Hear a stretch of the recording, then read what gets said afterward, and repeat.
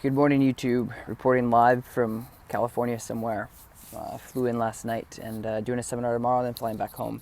But I just wanted to make a quick video here on YouTube because I don't get a lot of chances to do kind of one-on-one videos like this because they're mostly informative training videos. But I just wanted to touch base on a question I get a lot or every day about how to raise and to develop the perfect puppy.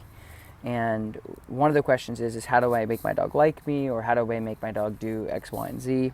First thing is I can't help you develop a better relationship with your dog if you don't have a bond. And that's something that nobody can teach other people how to do. A bond is something that you have, just like with people, certain people have great bonds with people that you can't recreate, even though you try to, because it's a natural thing that you have, and certain things kind of come together for certain reasons.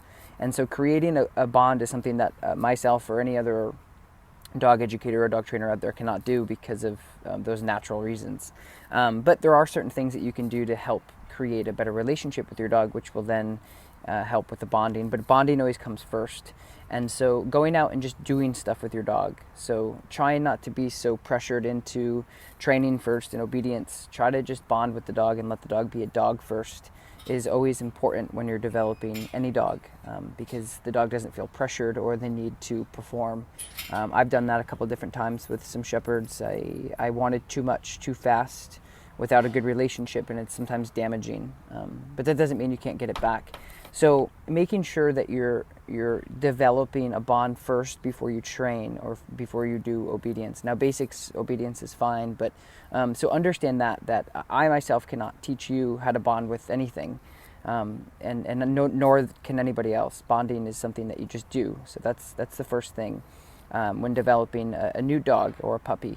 The second thing is don't try to look for perfection. Always look for realistic things out of the dog. If you have a 200-pound Mastiff, don't expect it to do a focused heel and get into Schutzen or something like that, because it's not realistic. And that's just an example. And then one of the third things is creating a good relationship through leadership. It's very important. So making sure we in America do too much. We just do too much. Meaning, if our dog sits, we give them half a hot dog, or we give them, whatever. Man's best friend, or our dogs, are literally ecstatic when we look at them. If we say something to them, it makes their day. So we don't have to do too much to get them to do what we want. And I think that's where people out there. That's why I'm making this video, because I think a lot of people out there are thinking, because they see people using food and things like that you have to, and you don't. It's an additive, and it's like I tell people all the time, if your dog does a downstay for 20 minutes around a bunch of other dogs, hell yeah, give them a half a pack of hot dogs, but don't give your dog something. Don't overkill, right? And so a lot of questions I get about, well, what should I be using and what should I not be using, and why do other people use it? And it's simple. Is because if you want to make yourself look good, or if you want the dog to do something very easily, you can use food. But realistically, long term, the foundation of the actual command or behavior sometimes doesn't stick because of that. A perfect example of that is let me ask you this. Do you remember going to the fair last year, or to the really great steakhouse, and the person serving you that delicious steak, or the person giving you your funnel cake that you love so much, right? Because food for us is the same as food for dogs. It's an incentive. It's hey, wow, that's great. And you don't care in between. Just give me, right? So you're never going to remember that person who gave you that delicious funnel cake at the fair, but you may remember it. So you may go back there for it, but you don't know who delivered it to you. So the relationship of delivering food over just behaviors that the dog should naturally do, like sit, stay, wait, is an overkill. And I'll tell you why. Because if you over-reward for something so basic, how are you ever going to properly, really, really reward the dog when they do something awesome, right? Meaning, if your dog does a sit and you pop them a quarter of a hot dog, and they're like, oh, this is great, I'm always going to sit, when really your dog should just sit. It's one of the natural positions that they do anyway. Or if you're teaching your dog to walk with you nicely on a leash and you pop them 2 or 3 hot dogs on the way, how are you ever going to say, hey, that was really, really good? You can't, because you're giving them the best of the best. It's kind of like jumping into the shower and you want a nice hot shower, and you turn it all the way on hot, and you get in, you're like, oh my God, this is so hot. But then you get used to it and you're like, oh, I want to go hotter, and you can't ever. You can never go up from that because it's already the hottest, right? It's the same thing with food delivery. So when you're developing the dog, I just get a lot of questions on techniques and things like that. And there's no real technique. I just believe in doing what works. Now there's certain styles, of course. There's certain different aspects of training that has styles into them. But when you're developing a dog, don't worry so much about giving them so much reward. Just hey, good job, you did good, and they're going to be like, whoa, cool, I love that.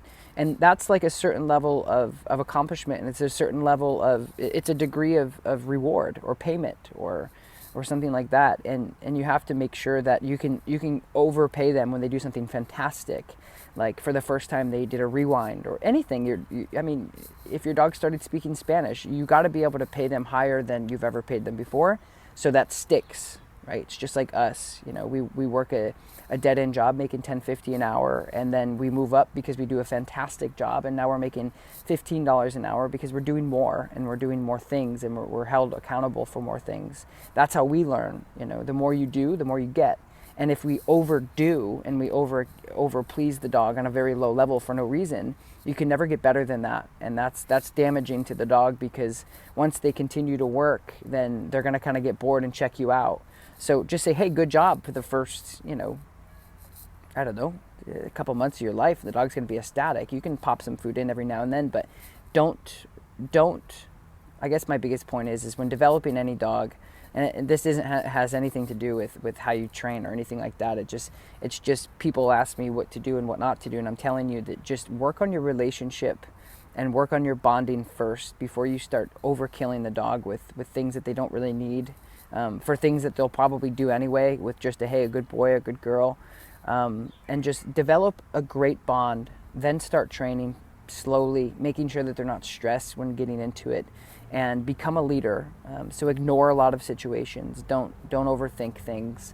When you walk into the house, just walk right by your dogs. They're going to look at you and go, oh my God, I love you so much, and then after, give them rewards. So always ignoring bad behavior, and always I guess just being a really good leader and just rewarding good behavior, but don't overdo it, because then you're screwed in the long run. Because once the dog's 6 months old and they've had, you know, they get a half a pack of hot dogs for going into basic obedience, they're never going to be able to get paid more than that. You know, they're going to get over it.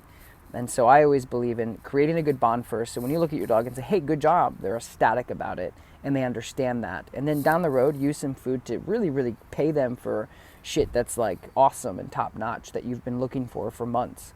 And that's my big spiel. I hope everyone's having a good day, and like this video, share it with anybody that needs, you know, some foundational help with their dogs and developing a better relationship. Become a leader. If you're a leader, everyone else will follow, and that goes for humans too.